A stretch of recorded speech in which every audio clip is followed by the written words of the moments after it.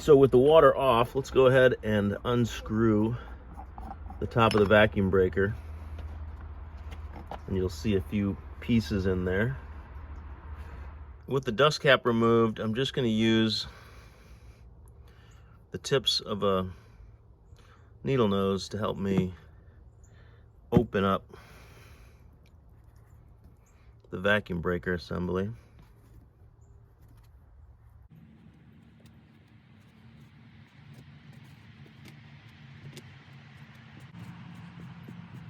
Now we can remove the vacuum breaker assembly and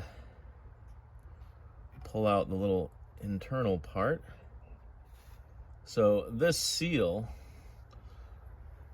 is what sits inside here, and that is kind of your vacuum breaker. Now I can see what the problem is now on here. My little gasket is cracked, and so that's why it's kind of leaking water all over. So there is going to be a little O-ring in here. Don't lose that.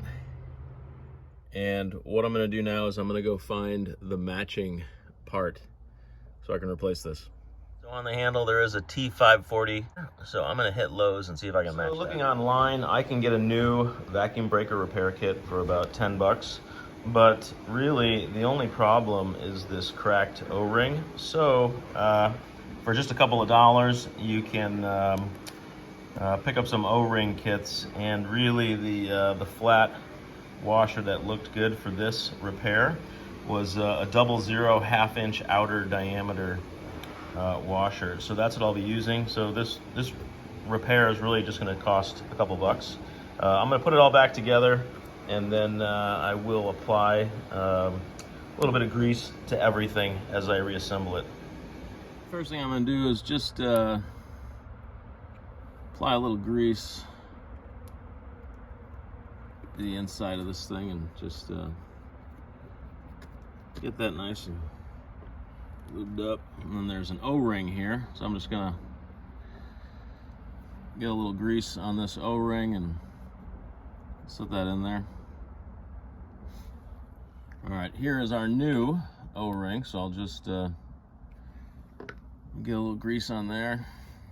This is gonna fit right into there. There.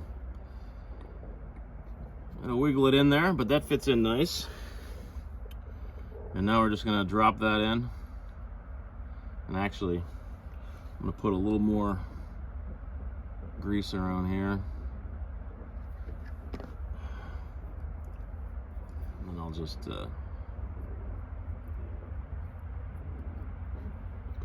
stretch that O-ring over.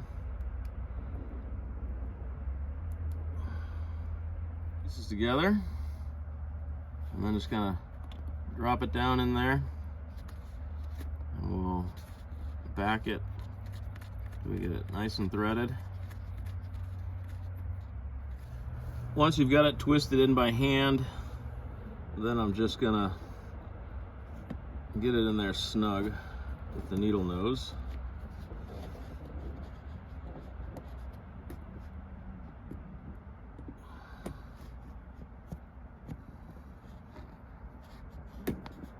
Don't need to go too tight.